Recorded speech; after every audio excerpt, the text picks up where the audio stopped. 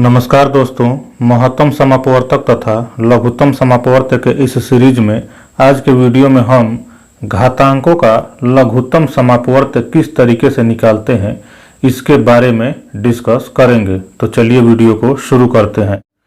घातांकों का लसअ निकालने में हम कुल दो विधियों का प्रयोग करते हैं, जिसमें पहला विधि है कि जब दिए गए संख्याओं का आधार क्या हो, समान हो, तो सर्वाधिक घात वाली संख्या ही दिए गए संख्याओं का लसअ होगा। घातांक किसे कहते हैं? जैसे मान लीजिए 5 का पावर 7 दिया गया है, तो ये क्या है? जब भी कोई संख्या घात के रूप में लिख दिया जाए तो ये घातांक कहलाती है। अब इसमें कह रहा है कि आधार समान हो। कौन सा आधार है? इस तरीके से जब कोई संख्या लिखी हो 5 का घात 7, तो आधार हमारा इसमें हो जाएगा 5 और घातांक हो जाएगा या फिर घात हो जाएगा क्या? 7। तो पावर 7 हो जाएगा, बेस 5 है। तो वही कह रहा है कि जब दिए गए संख्याओं का, यानी जिन पावर वाली संख्याओं का हमें क्या निकालना होगा, लसअ निकालना होगा, तो उसमें हम देखेंगे कि क्या दिए गए संख्याओं का आधार समान है, यानी बेस समान है। यदि समान होगा तो हम उस संख्या को दिए गए प्रश्न का उत्तर मान लेंगे जिसका पावर क्या होगा? सर्वाधिक होगा, घात सर्वाधिक होगा। जैसे उदाहरण से हम समझते हैं। एक प्रश्न दिया गया है कि 7 का पावर 5, 7 का पावर 6, 7 का पावर 8 का लसअ का मतलब लघुत्तम समापवर्त्य ज्ञात कीजिए। अब हम देख रहे हैं कि इस प्रश्न में क्या है? सबका बेस समान है, यानी आधार समान है। तब हम देखेंगे कि कौन से आधार का घात यानी पावर अधिक है, यानी सर्वाधिक है।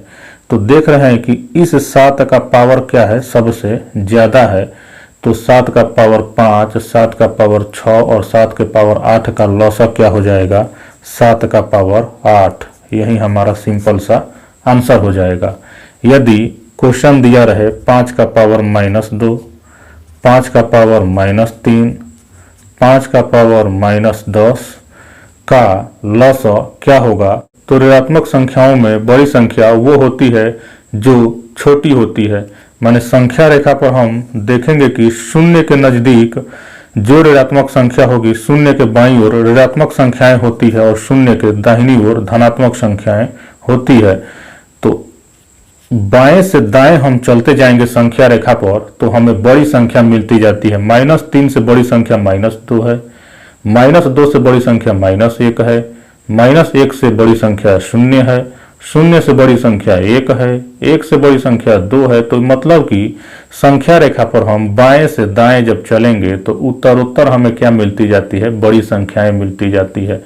यानी अब हम यहाँ पर देखेंगे कि -2, -3 और -10 में सबसे बड़ी संख्या क्या है? -2 है। मतलब कि यदि आधार समान है तो इस प्रश्न का उत्तर क्या हो जाएगा? 5 का पावर -2। ये हमारा सिंपल सा आंसर हो जाएगा। ये पहली विधि थी। दूसरी विधि देखते हैं। दूसरी विधि में है कि जब आधार समान न हो तथा आधार में कोई उभयनिष्ठ गुणनखंड भी न हो, इसको हम लोग अभी डिस्कस करेंगे। तो कह रहा है कि दिए गए संख्याओं का गुणनफल ही लसअ हो जाएगा। यानी ऐसा क्वेश्चन दिया रहे जिसका बेस भी समान न हो और जो बेस है उनका गुणनखंड भी न हो। जैसे मान लीजिए कि 3 का पावर 2 और या फिर तथा 5 का पावर 3 का लसअ ज्ञात कीजिए। तो हम देख रहे हैं कि 3 और 5 दोनों क्या है? अभाज्य संख्याएं हैं और अभाज्य संख्याओं का गुणनखंड ही नहीं होता है, माने कोई कॉमन नहीं है, यानी उभयनिष्ठ गुणनखंड इसमें नहीं है। तो क्या हो जाएगा? इसका लसअ 3 का पावर 2 गुणे 5 का पावर 3, ये हमारा दिए गए क्वेश्चन का उत्तर हो जाएगा। ये दूसरी विधि थी। एक तीसरी विधि भी हम इसमें ले सकते हैं कि जब आधार समान न हो और आधार में कोई उभयनिष्ठ गुणनखंड यहाँ पर क्या है? नहीं है। लेकिन यदि तीसरी विधि में हम ये कह दें कि जब आधार समान न हो और आधार में उभयनिष्ठ गुणनखंड उपस्थित हो तब संख्याओं का लॉसा क्या होगा। तो एक क्वेश्चन हम लोग लेते हैं और देखते हैं कि क्या होगा। जैसे मान लीजिए कि 6 का पावर 5 तथा 10 का पावर 3 का लॉसा ज्ञात कीजिए या फिर क्या होगा, जो भी आप कर सकते हैं। तो देख रहे हैं कि आधार दोनों का क्या है, समान नहीं है, लेकिन 6 और 10 ये दोनों क्या हैं, भाज्य संख्याएं हैं। इनका यदि हम अभाज्य गुणनखंड करें तो 6 का हो जाएगा 2 गुणे 3, 10 का यदि अभाज्य गुणनखंड करेंगे तो हो जाएगा 2 गुणे 5।